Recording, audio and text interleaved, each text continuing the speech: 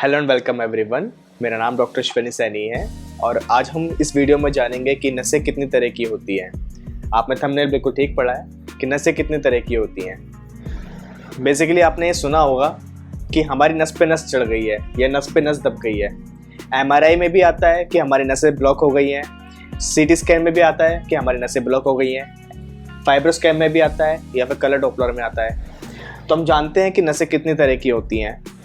जो हमारी physical body में एग्जिस्ट करती है नसें, वो केवल 4 तरह की होती हैं। पहले नंबर पे होती है आर्टरी, दूसरे नंबर पे होती है वेन, तीसरे नंबर पे होती है नर्व्स, चौथे नंबर पर होती है लिम्फेटिक्स। ये क्या क्या होती हैं मैं इस बारे में भी आपको विजुअली 3D पैनल पे दिखाऊंगा।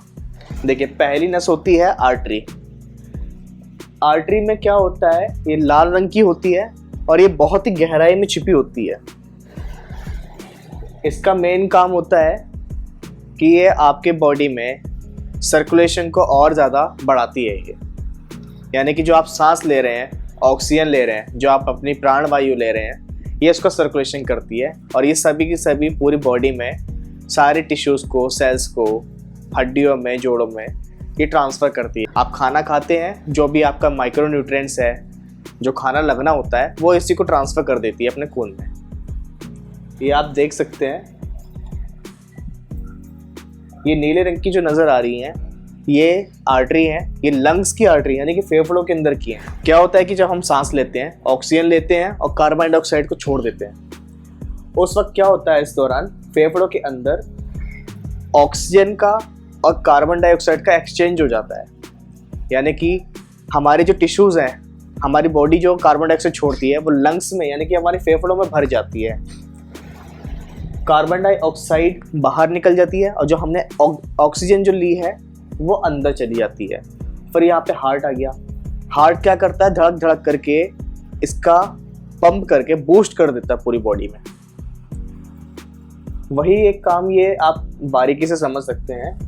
जहाँ जहाँ आर्टरी जा रही है वहाँ वहाँ पर वेन भी जा रही है। दूसरी नस है वेन। जहाँ जहाँ आर्टरी जाएगी वहाँ वहाँ वेन भी आएगी वापस। भाई, खून जाएगा तो वापस भी आएगा। तो वेन का मेन काम क्या होता है, ये गंदा खून यानी कि जो डीऑक्सीजनेटेड ब्लड है उसको वापस लेकर के आएगी। आप एक तरह से ये समझ सकते हैं कि प्लस माइनस है। जैसे प्लस और माइनस का तार होता है, सेम ऐसी है। एक आर्टरी है, दूसरी वेन भी है। आप वेन को देख सकते हैं। मैं आर्टरीज को हटा देता हूँ। वेन्स हमारी हमेशा सुपरफिशियल होती है यानी कि ऊपरी सतह पर होती है। कई बार स्किन के नीचे ही दिख जाती है हमें।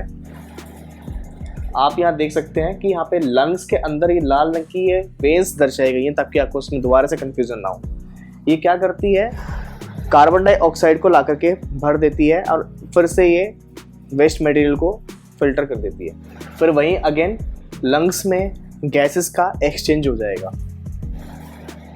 अब तक आपने देखी यहाँ पे आर्टरी और वेन, ये दोनों की दोनों खून की नसें होती हैं। तीसरी होती है नर्वस सिस्टम की नर्व्स। अगर मैं यहाँ पे नर्वस सिस्टम ड्रॉ करूँ तो आप देख सकते हैं ये कि एक तरह की ये तार होती है यानी कि वायर होती है, इलेक्ट्रिकल वायर, जो करंट को कैरी करती है। कभी आपकी कोहनी दीवार से टकराई होगी तो आपकी कोहनी झंझना जाती है, या काफ़ी देर तक अगर आप आलती पालती करके बैठ जाते हैं तो आपका पैर भी सुन्न पड़ने लगता है या झुनझुनी सी आने लगती है। इससे आप देख सकते हैं कि कहाँ से निकलती है। अगर हम इसको देखना चाहें बारीकी से, मैं इसको ज़रा हाइड कर देता हूँ और ये हमारी ब्रेन की कवरिंग आ गई है। आप देख सकते हैं कि यहाँ पर हमारा ब्रेन है और ये जो कवरिंग थी वो मैंने जो हटाई है, वो ब्रेन की प्रोटेक्टिव लेयर होती है जिसमें एक पानी बह रहा होता है जिसको हम CSF कहते हैं यानी कि सेरेब्रोस्पाइनल फ्लूइड। वो पूरी रीढ़ की हड्डी के बीच में बहता रहता है और इसका बहना भी बहुत ज़रूरी होता है। यही पावर देता है पूरी की पूरी स्पाइनल कॉर्ड को। कई बार आपने सुना भी होगा कि डॉक्टर ने रीढ़ की हड्डी से इंजेक्शन में पानी निकाला है। ये वही होता है CSF यानी कि सेरेब्रोस्पाइनल फ्लूइड। अगर मैं आपको उसको बारीकी से दिखाऊं तो आप देख सकते हैं यहाँ से पेड़ों की जड़ों की तरफ रूट ब्रांचेस निकल रही हैं यानी कि बिल्कुल जड़ें निकल रही हैं और ये हर जगह जा रही हैं। हर जगह जगह जाकर के ये बिजली देगी, मांसपेशियों को बिजलियाँ देंगी यानी कि नर्व कंडक्शन देंगी। फिर उसके बाद क्या होगा कि वो मांसपेशी अपना काम करेगी। अब जैसे कि मेरी बाइसेप्स मसल है, मेरे पास इसको चलाने के लिए एक नर्व आ रही है और वो नर्व अपना ऊपर से कंडक्शन लेकर के आएगी। अगर वो नर्व में कंडक्शन आएगा तो मेरे बाइसेप्स मसल कॉन्ट्रैक्ट हो जाएगी। सेम आपके काफ़ी सारे काम होगा, जैसे कि आप चल रहे हैं, देख रहे हैं, बोल रहे हैं, जितने भी सारे के सारे काम कर रहे हैं, जितने भी काम आप सेंस कर रहे हैं, चाहे आप आंखों से देख रहे हो, नाक से सूंघ रहे हो, कानों से सुन रहे हो, चाहे खा भी रहे हो, टेस्ट कर रहे हो, काम कर रहे हो अपने हाथों से, चाहे पैरों से, चाहे अपने ब्रेन से काम क्यों ना कर रहे हो, ये सारा काम हमारा नेचुरल इंटेलिजेंस यानी कि पूरा के पूरा नर्वस सिस्टम का ही काम होता है। इसमें खून नहीं बहता। अगर हम इसको क्रॉस सेक्शन करेंगे, चाकू से काटेंगे, तो इसमें खून नहीं होता। ये खून वाली नस नहीं है। खून वाली नस वही थी जो मैंने आपको दिखाई, दो आर्टरी और वेन। नाउ चौथी और सबसे मेन इंपॉर्टेंट नस जो होती है वो होती है हमारी लिम्फेटिक्स, जिसकी एलोपैथी में बहुत ही कम बातें होती हैं, लेकिन traditional Chinese medicine and acupuncture में उसकी बहुत ही ज़्यादा बातें होती हैं। यहाँ देख सकते हैं आप, अगर मैं लिम्फेटिक्स को मैं ड्रॉ करूँ तो ये हरी रंग की नसें आती हैं, आप देख सकते हैं। अगर एक नस को मैं लेकर के क्रॉस सेक्शन करूँ, यानी कि उसको चाकू से अगर मैं काटूँ, तो उसमें खून नहीं निकलेगा, उसमें खून नहीं बहता। इसके अंदर एक चिपचिपा सा सफ़ेद रंग का एक फ्लूइड बहता है। चिपचिपा सफ़ेद रंग का फ्लूइड, उसमें काफ़ी सारे ब्लड सेल्स हो सकते हैं, कैंसर के सेल्स हो सकते हैं, या फिर एक्स्ट्रा सेलुलर फ्लूइड हो सकता है। लेकिन आप एक चीज़ गौर करिएगा, जब भी मैं लिम्फेटिक सिस्टम को मैं ड्रॉ कर रहा हूँ, अगर मैं इसको गायब करूँ तो आप देख सकते हैं कि यहाँ से स्प्लीन भी गायब हो जाएगा। और यदि मैं इसको दोबारा से ड्रॉ करता हूँ तो यहाँ पर स्प्लीन बना हुआ आ जाता है। तो यानी कि स्प्लीन ही है जो आपके लिम्फेटिक्स के लिए सबसे ज़्यादा इम्पोर्टेंट है। अब स्प्लीन की बात करते हैं। स्प्लीन तो एलोपैथी के अकॉर्डिंग तो कहते हैं कि भाई ये इसका काम ज़्यादा नहीं है, बट अकॉर्डिंग टू TCM इसके काम बहुत सारे हैं। जैसे कि जो आप पानी पीते हैं उसको पचाने का काम यही करता है, पेट में जो एसिड बनता है उसका ऑर्डर यही देता है, इम्यूनिटी सबसे मोस्ट इम्पोर्टेंट वो यही बनाता है, और सबसे मोस्ट इम्पोर्टेंट ये आपकी JCB की तरह काम करता है, यानी कि आपकी बॉडी में कचरा साफ करता है। ये इम्यूनिटी बनाता है और ये अपनी इम्यूनिटी बना करके पूरी बॉडी में लिम्फेटिक्स के थ्रू सर्कुलेट करता रहता है। आप यह ध्यान दे सकते हैं कि स्प्लीन ऑर्गन कितना इंपॉर्टेंट होता है। तो आपने जाना कि 4 नसें किस तरह की होती हैं। अब इन चारों को मैं मिक्स कर देता हूं, तो आप देखिए कितना मैश यानी कि कितना बड़ा नेटवर्क बन जाता है। अगर मैं यहाँ पर आर्टरी ड्रॉ करता हूं तो आप देख सकते हैं कि आर्टरी बनी है ये लाल रंग की। दूसरी मैंने आपको वेन बताई थी जो नीले रंग की होती हैं। जहाँ जहाँ आर्टरी जाएगी वहाँ वहाँ वेन भी जाएगी। भाई एक खून लेके जाएगी तो दूसरी वापस भी लेके आएगी। जो आपने खाना खाया है वो आपके शरीर को भी तो लगाना है, ये काम आपकी आर्टरी करेगी। और जो आपने खाना खाया था वो आपकी सेल्स को तो लगा है, लेकिन उसके बदले में वो वेस्ट मटेरियल भी निकालेगी। वो वेस्ट मटेरियल कौन लेके आएगा? आपकी वेन्स लेकर के आएगी। तीसरी आप देख सकते हैं नर्वस सिस्टम की नर्व्स जो आपकी हर जगह जा रही हैं, और इनकी जहाँ पे भी एंडिंग होती है वहाँ पर आपके सेंसर्स होते हैं, यानी कि फ्री नर्व एंडिंग्स होती हैं जो आपका सेंसर का काम करती है। चौथी लिम्फेटिक्स। भाई इन नसों को भी तो ख्याल रखने वाला कोई होना चाहिए, इन नसों को भी मेंटेनेंस चाहिए। तो आप ये देख सकते हैं कि हमारे शरीर में कितनी सारी नसों का जाला बिछा हुआ होता है। अब तक तो हमने जाना कि नसें कितनी तरह की होती हैं। अब हम जानेंगे कि इन नसों के ब्लॉक होने से, यानी कि इन नसों के दब जाने की वजह से आपको क्या क्या दिक्कतें आ सकती हैं, क्या क्या दिक्कतों का आपको सामना करना पड़ सकता है।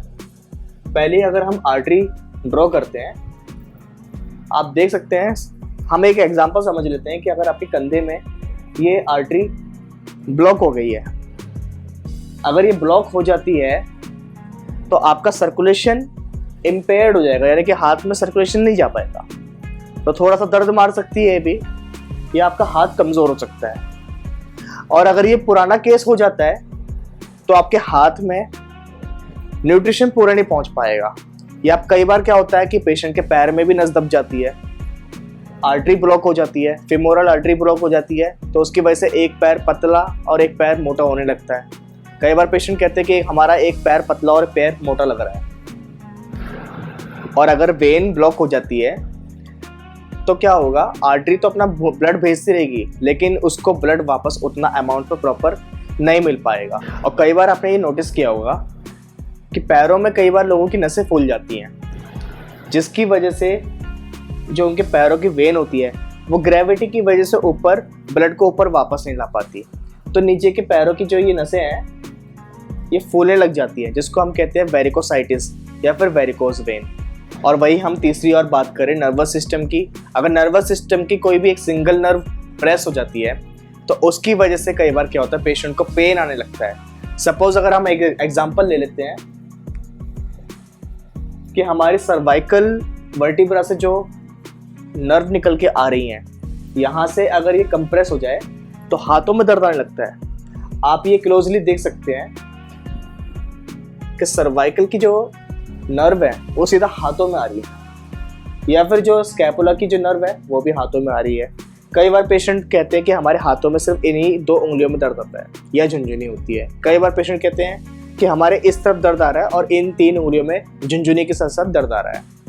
अलग अलग पैटर्न्स होते हैं पेन के, या और अलग अलग कारण होते हैं नसों के दबने के। ये हम जानेंगे इस बारे में डिटेल में आगे आने वाली वीडियोस में।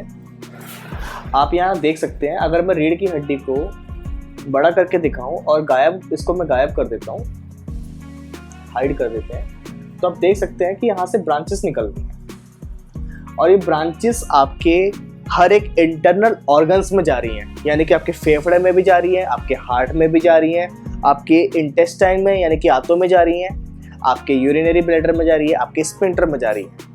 भाई अलग अलग नसें अलग अलग ऑर्गन्स के अंदर जा करके अपना काम करवाती हैं। ये सारा काम होता है नर्वस सिस्टम का। और इतना ही नहीं, मसल्स को ऑर्डर देना, यानी कि मुट्ठी बनाना, मुट्ठी खोलना, पेन चलाना, टाइपिंग करना, ये सारे काम ऑर्डर सब नर्वस सिस्टम की होती हैं। आपने ये भी पढ़ा होगा रिफ्लेक्सोलॉजी में कि आपने कुकर छुआ तो आपने तुरंत हाथ हटाया, यानी कि मैसेज यहाँ से गया सीधा स्पाइनल कॉर्ड में, स्पाइनल कॉर्ड से गया सीधा ब्रेन में। ब्रेन ने ऑर्डर दिया कि भाई वहाँ पे खतरा है, तो रिफ्लेक्स आता है वापस स्पाइनल कॉर्ड के थ्रू, फिर स्पाइनल कॉर्ड से सीधा स्पाइनल नर्व के थ्रू, स्पाइनल नर्व या फिर पेरिफेरल नर्व हम इसको बोलेंगे, फिर वहाँ से आप अपना हाथ हटा लेते तुरंत। ये काम बहुत ही मिली सेकेंड्स में हो जाता है। आप बड़ी बारीकी से समझिएगा कि नर्वस सिस्टम का बहुत बड़ा रोल होता है दर्द को मिटाने में। कोई भी एक्टिविटी होती है या आपकी बॉडी में कोई सा भी काम चल रहा है, खाना पचाने का, खाना खाने का, हार्मोन्स बनाने का, या कोई सी भी एक सेल्युलर एक्टिविटी हो रही है या कोई सी भी टिश्यू एक्टिविटी हो रही है, सारा काम नर्वस सिस्टम ही कराता है। ये भी देखिएगा कि अगर आप पानी खूब सारा पीते हैं तो पानी पीने के बाद ही कुछ मिनटों बाद आपको प्रेशर लगता है यूरिन का। वो जो आपका यूरिनरी ब्लैडर है उसके ऊपरी सतह पर स्ट्रेच रिसेप्टर्स मौजूद हैं, जो कि एक नर्व एंडिंग का ही पार्ट है। वो नर्व एंडिंग क्या करती है, वो सिग्नल करती है ब्रेन को, यानी कि दिमाग को पहुंचाएगी वो मैसेज, तब आपका दिमाग कहता है कि भाई अब ये टाइम है टॉयलेट जाने का। नाउ चौथी हम ब्लॉकेज की बात करते हैं लिम्फेटिक सिस्टम्स की। अगर मैं यहाँ पे लिम्फेटिक सिस्टम ड्रॉ करता हूँ तो देखिए अगेन यहाँ पे स्प्लीन बना हुआ आ रहा है। कई बार पेशेंट ऐसे आते हैं कि उनको दर्द बिल्कुल नहीं होता, लेकिन कि हाथ पैरों में सूजन जरूर आ जाती है। कई बार पेशेंट ऐसे आते हैं हमारे पास कि उनको पंजे में दर्द नहीं है लेकिन पंजे में सूजन आ गई है, या दोनों पंजों में सूजन आ गई है, या दोनों घुटनों में सूजन आ गई है। कई बार क्या होता है कि गर्दन की नसें दब जाती है तो दोनों हाथों में सूजन आ जाती है अगले दिन सुबह सुबह जैसे पेशेंट उठते हैं। तो ये इस वजह से होता है कि क्योंकि उस वक्त उस कंडीशन में लिम्फेटिक्स की नसें दब जाती हैं। आप यहाँ देख सकते हैं कि लिम्फेटिक्स की नसें सारी की सारी हाथों में जा रही हैं, या फिर आप यहाँ पे भी देख सकते हैं कि ये सीधा पैरों में भी जा रही हैं। ये पूरी बॉडी में फैली हुई होती हैं, क्योंकि इनको क्या करना है, अपना कचरा साफ करना है, यानी कि जो भी फॉरेन मॉलिक्यूल है, यानी कि जो भी जर्म है या डर्टी पार्टिकल है, उसको ये वॉश आउट कर देती है बाहर। अब आते हैं मेन मुद्दे पर। कभी भी कोई भी एक नस सिंगल नहीं दबती, कोई भी एक आर्टरी नहीं दबेगी, कोई भी एक वेन नहीं दबेगी, कोई भी एक नर्व नहीं दबेगी, कोई भी एक लिम्फेटिक्स नहीं दबेगी। और ये भी ध्यान रखिए भाई कि इसको दबाने के लिए कोई ज़बरदस्त प्रेशर चाहिए जो कि मांसपेशी ही दे सकती है। काफ़ी सारी मांसपेशी ड्रॉ कर लेते हैं और सारी की सारी नर्व, आर्टरी और वेन्स, लिम्फेटिक्स ये सब ड्रॉ करके दिखा देते हैं। ये आर्टरी आ गई है, ये वेन आ गई है, ये नर्व आ गई है और ये हमारी लिम्फेटिक्स आ गई है। आप ये देख सकते हैं कि यहाँ पे कितना बड़ा जाला होता है। अब इसको दबाने के लिए कौन जिम्मेदार हो सकती है? मांसपेशियाँ। आपका पोस्चर, कि आप किस तरह से बैठते हैं, किस तरह से उठते हैं, चलते हैं, या किस तरह से सोते हैं, ये बहुत इंपॉर्टेंट होता है हमारे एक्टिविटीज़ ऑफ डेली लिविंग में। अब आप देख सकते हो कि अगर मैं यहाँ मांसपेशियाँ ड्रॉ कर रहा हूँ तो बड़ी बारीकी से देखिएगा। ये मांसपेशी है, अगर ये मांसपेशी टाइट हो जाए आपस में, टाइट मांसपेशियाँ क्या करेगी? इस नस को ऐसे दबा देंगी। तो ज़रूरी नहीं है कि नर्व ही दब जाए या अकेली आर्टरी दब जाए, अकेली वेन दब जाए, भाई सबकी सब दब सकती हैं। और ये सभी इकट्ठी दबे तभी पेशेंट कंप्लेन करते हैं कि भाई हमें दर्द भी आ रहा है, सूजन भी आ रही है, झुनझुनी भी आ रही है, सुनपन भी आ रहा है, भारीपन भी हो गया है, कमज़ोर भी हो गया हमारा हाथ। सेम कंडीशन पैर में भी आती है। लेकिन दोस्तों ये बात ध्यान रखिएगा, ये सिर्फ हाथ पैरों की बात नहीं होती, ये पूरी रीढ़ की हड्डी में होती है। रीढ़ की हड्डी में निकल रही है, वहीं पे ही हर एक रीढ़ की हड्डी के मनके में, यानी कि हर एक वर्टिब्रा में एक आर्टरी निकल रही है, एक वेन भी निकल रही है, नर्व भी निकल रही है, पेरिफेरल नर्व, लिम्फेटिक्स की भी ब्रांच जा रही है वहाँ पे छोटी छोटी से लेके बड़ी से बड़ी मांसपेशी वहाँ मौजूद है। तो ये डिपेंड करता है कि स्पाइन का पोस्चर कैसा है। क्या उस पोस्चर की वजह से क्या वो मांसपेशियाँ वहाँ की नसों को दबा रही हैं? क्या उसकी वजह से आपका इंटरनल ऑर्गन, यानी कि जो आपके डाइजेस्टिव सिस्टम है, क्या वो प्रॉपर फंक्शन कर रहे हैं? तो ये बहुत इम्पोर्टेंट होता है जानना। और सबसे बड़ी बात तो ये आ जाती है कि जब आपके ऑर्गन्स काम नहीं करते हैं ठीक से, तब आपकी स्पाइन पर काउंटर एक्शन होने लगता है, यानी कि आपकी स्पाइन खतरे में जाती है।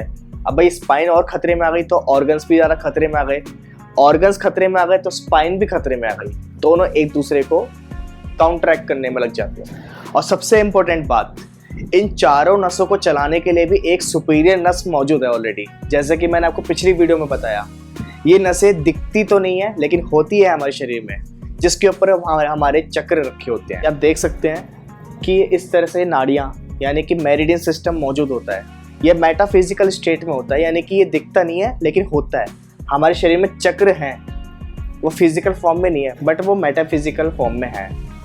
वो दिखते तो नहीं है लेकिन होते हैं। अब जैसे कि मैं आपको दिखाता हूँ, स्टमक की एक मेरिडियन मैं आपको दिखाता हूँ, तो ये इस तरह से दिखता है। स्टमक का मेरिडियन जहाँ जहाँ जा रहा है, आप देख सकते हैं कि स्टमक और स्प्लीन एक साथ दिख रहे हैं। वहाँ इनकी सप्लाई भी जाएगी, वहाँ उसी मांसपेशियों में जाएगी, उसी आर्टरी में जाएगी, उसी नर्व में भी जाएगी, उसी लिम्फेटिक्स में भी जाएगी।